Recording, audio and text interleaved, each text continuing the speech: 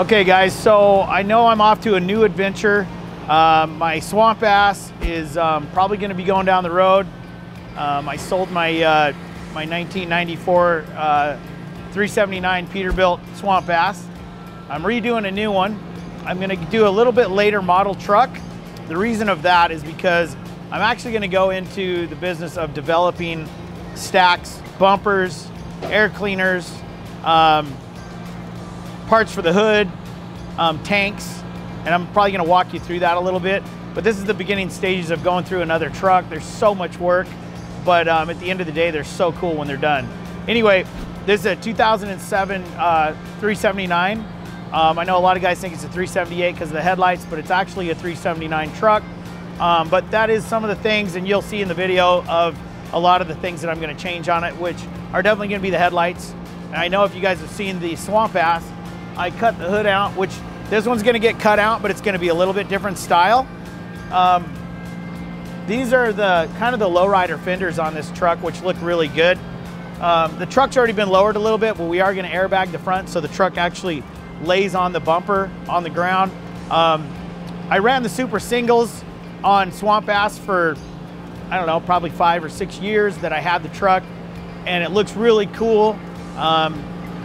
The only downfall to that is traveling long distances a lot in that truck. They got the big floater tires, and it's just more work to drive the truck down the highway, which doesn't really affect me because I'm not a truck driver. I'm just a guy that drives a truck. But if I had to drive the truck every day, it would probably get old. And I don't have enough weight on the truck to really use those tires to their potential of being a nice ride. But I think I'm gonna leave the skinnies, change the wheels. These fenders are gonna definitely make it look lower, and then we're gonna bag it and put it on the ground. Right now you can see we're drilling holes here because I'm making my own rivets to go on here right now. This is gonna be cut out. When it gets cut out, it's gonna have rivets all in it right here. You know, a lot of guys I know out there have problems with IXXs. I've kind of checked down all the forums on what goes wrong, what happens to these motors.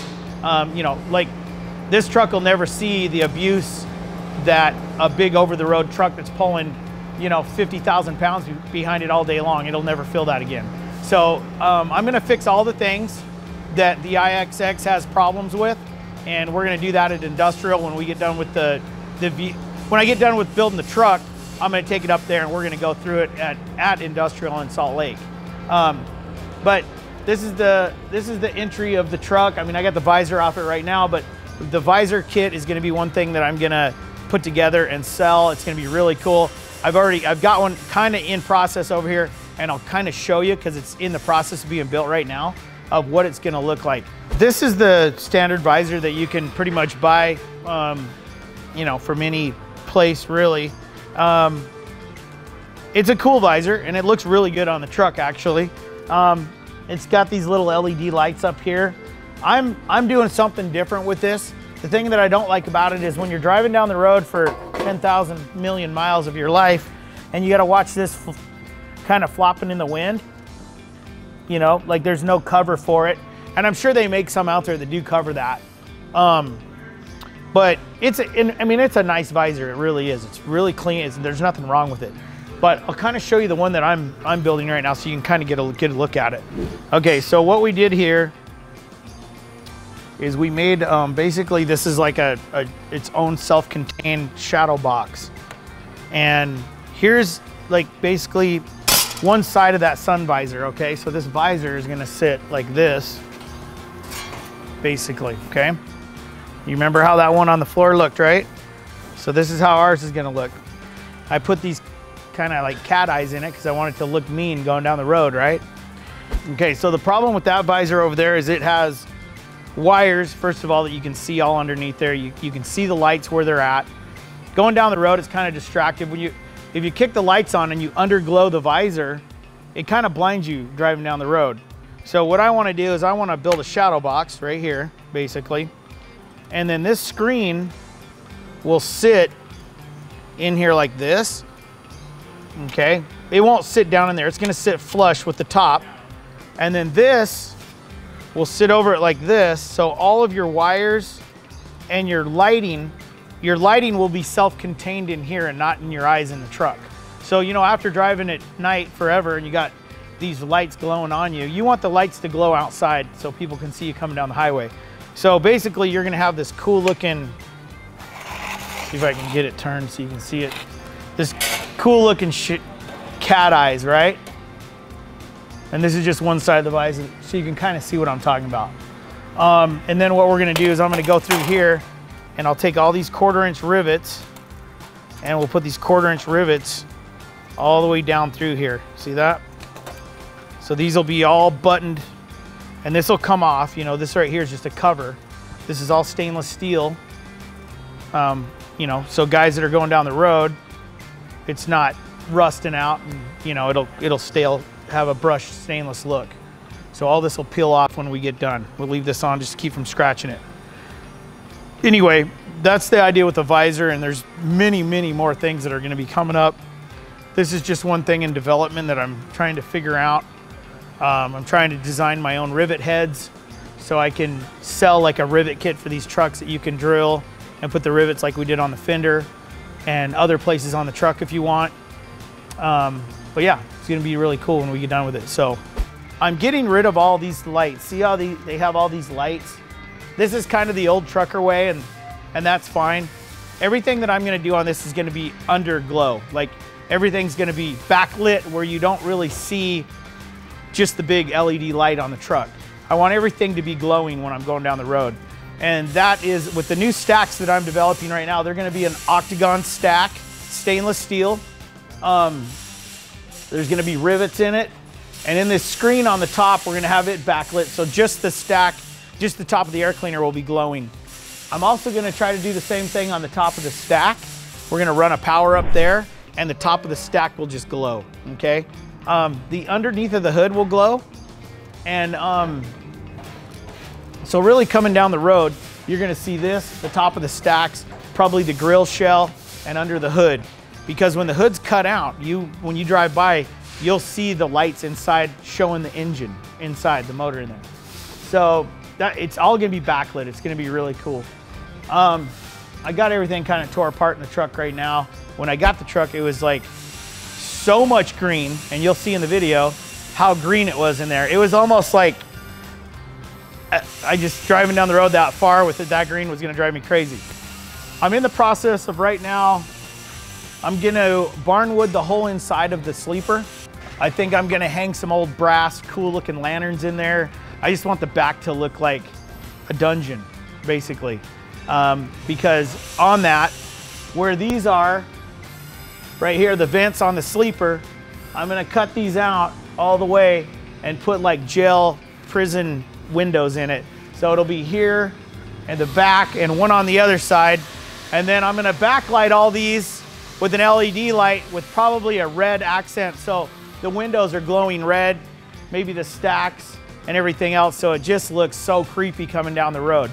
The green that's on here is just the base color. I got this truck based on the color of the truck because, you know, swamp ass, I kind of wanted to stay with that. But this truck's gonna be a lot darker. We're gonna do, Travis Dieter is gonna come down and we're gonna go through this thing and we're gonna do a lot of airbrushing. We're gonna darken this truck up a lot. But all the chrome that you see, the steps, everything, the tanks are gonna be gone. So I'm gonna do a stainless tank that's gonna have rivets all the way around it. So it looks really, you know, industrial revolution. Like I want that real industrial look. The reason why I'm kind of going through and developing this stack tank, I think what we're doing is we're losing pride in trucking. You know, you look at the trucks nowadays going down the road, the reason why guys don't want to be truck drivers is because they got to drive a piece of shit down the highway.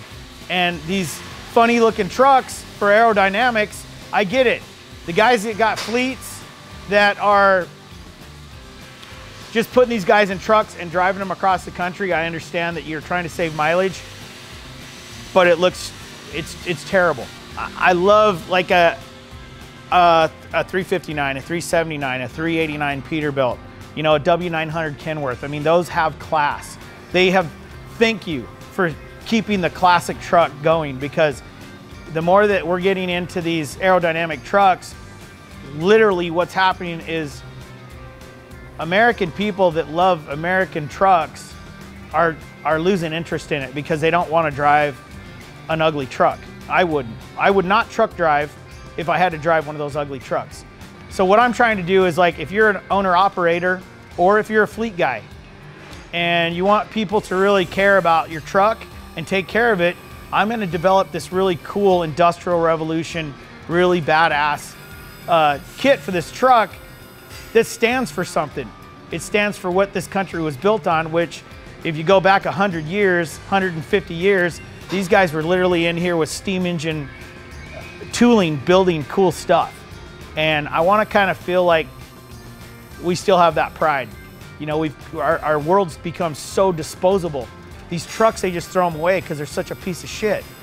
But if you actually have a truck that you care about and you want to go put 1 million, 2 million miles on one of these trucks and look good, that's what I'm trying to do. And it's not going to be for everybody. Not everybody's going to like my style, but there's going to be some guys out there that definitely do. I mean, I don't mind the chrome thing, but it's so overdone so many times.